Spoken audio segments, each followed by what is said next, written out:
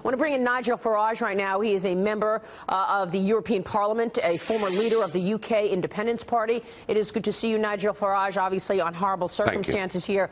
What can you tell us about what's happening on the ground in London right now in terms of the sentiment of the people? How do you see it?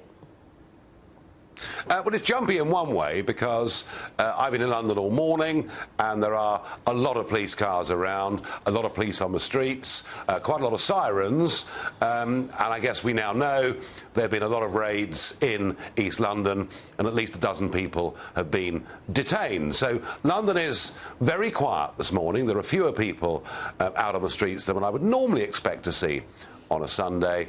I mean, generally, people do in this city, and don't forget we had the threat of IRA terrorism, long before this, people generally do respond incredibly well, despite the horrors that have taken place. But I do detect there is one slight change of attitude.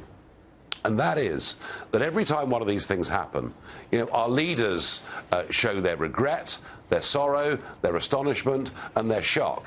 And I think we're a little bit less shocked than we used to be. We're kind of getting used to this, which is very, very bad news indeed. And I think people are beginning to say, what are our leaders actually going to do?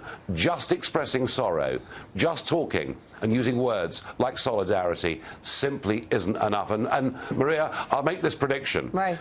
Theresa May has spoken. Theresa May has spoken outside the steps of Number 10 today, and she's actually used the phrase Islamic terrorism. Now, I think that in itself may well be a first, because many of our politicians have been in denial, as indeed Hillary was, on this point. Yeah. But unless people see some really concrete action is going to be taken, then I think the calls for interning thousands of suspects will grow louder and louder. Well, let's talk about that. What kind of concrete action do you want to see, Nigel? Because you think about the fact that we had the Westminster Bridge attack in March, followed up by the Ariana Grande attack last week, the concert. Now this, 3 attacks in 3 months.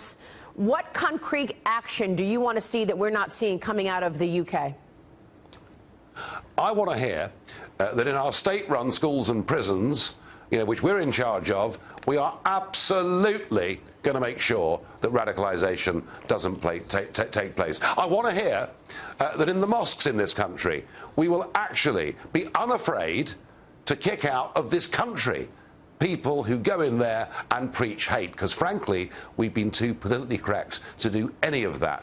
And I also want to hear, which I heard a bit of from the Prime Minister, that we do want to try, if we possibly can, to stop some of this stuff being there, freely available on the internet. I mean, that is an absolute minimum.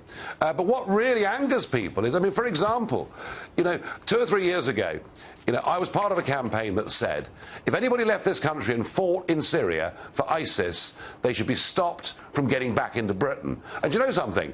400 people have returned to Britain, having been radicalised further and brutalised in Syria. 400 have been let back in, and only 1 has been stopped. And that's why, Maria, I say, we don't want words.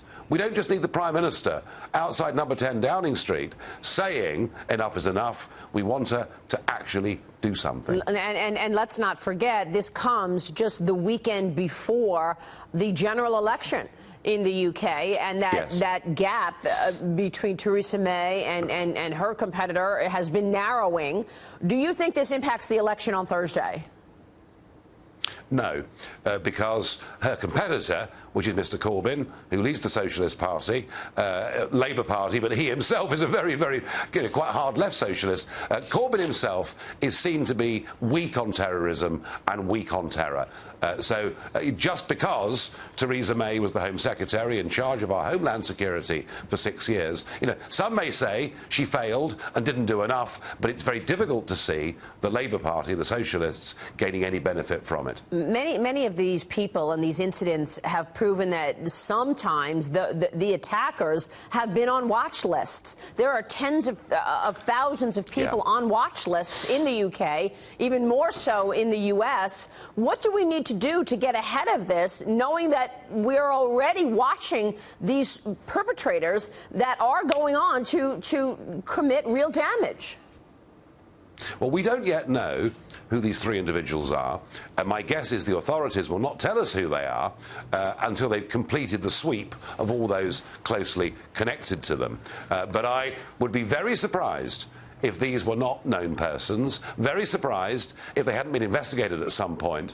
And I have to tell you, even though I've been one of those voices saying there is a real problem here, even I was shocked last week when I learnt there are 23,000 people of interest to the authorities in this country in relation to jihadi terrorism. So the problem that we've built for ourselves is huge. We've done absolutely nothing to deal with the segregation that exists within our cities.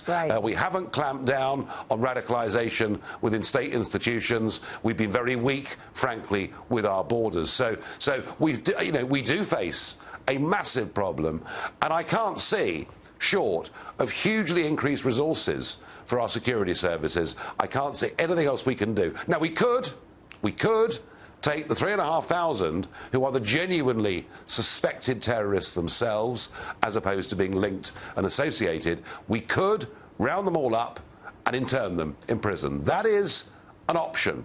Well, what you're saying is also one of the reasons that U.S. President Donald Trump has tweeted out saying, look, we need this travel ban in place, trying to push his policies on the heels of this horrifying situation in the U.K. I don't know if you think that's going to help sway minds in the U.S. Real quick, Nigel. If I was an American and I was looking at London, Paris, Brussels, Berlin, and the increasing rate of terrorist atrocities, I would say, whether I like Donald J. Trump or not, he is absolutely right to be committed to attempting to make America safer. And it's absolutely wrong that judges and some on Capitol Hill are trying to stop him. He is trying to stop your country going down this route. He's right. Nigel, thank you very much for weighing in this morning. Nigel Farage joining us in London.